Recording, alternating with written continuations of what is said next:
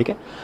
According to Article 79 of the Constitution, there shall be a parliament for the union which shall consist of the president. बोला ना parliamentary system है ये, तो आपको पूछा जाता है कि पार्लियामेंट्री सिस्टम का कहाँ से हमें एविडेंस मिलता है, तो हम बोलेंगे article 79 clearly states that parliament of India is bicameral and plus president, ठीक है, shall consist of the president and 2 houses to be known as respectively the council of states and the house of the people, ठीक है। council of state means राज्य सभा and house of the people means लोक सभा, ठीक है। these 2 names always remember that are not written in the constitution describes these institutions as council of states and house of the people.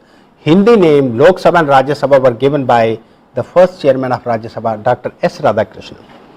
Hindi नाम उन्होंने दिए थे जब राज्यसभा लोकसभा कहा था इनको, एग्जैक्टली 1954 में, ठीक है। ये कभी का आपको क्वेश्चन पूछेगा, S Radhakrishnan right became instrumental in giving the names as Rajya Sabha and Lok Sabha for these 2 houses, ठीक है।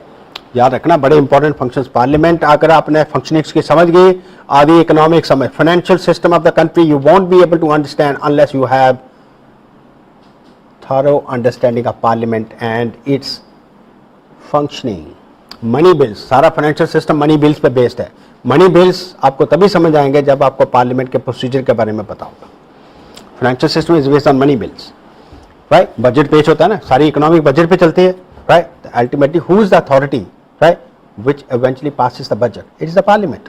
Where budget is introduced, budget का प्रोविजन क्या है, किस प्रोविजन के अंडर बजट पेश किया जाता है, बजट पे डिस्कशन, डिबेट, बजट की स्टेजेस क्या हैं, कैसे कैसे पास होता है। आप तो सिर्फ इकोनॉमिक सर्वे में बजट पढ़ लेते हो, राइट, बट उसके पीछे कंसेप्ट आपको कॉन्स्टिट्यूशन का पता होना चाहिए कि बजट कैसे इंट्रोड्यूस होता है, बजट किस टाइप का बिल है, इसको मनी बिल कहते हैं, तो मनी बिल क्यों कहते हैं, बजट में क्या प्रोविजन होते हैं, राइट, बजट की पैसेज में क्या क्या स्टेप्स आते हैं, right, these all are laid down in the constitution itself, article 112 of the constitution, 112 article.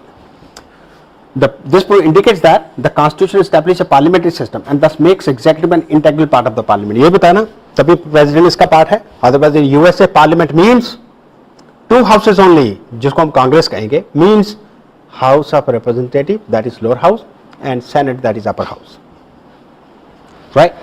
As discussed earlier and being repeated here too, that although the president is not a member of either house of the parliament, he is an essential part of it, ठीक है।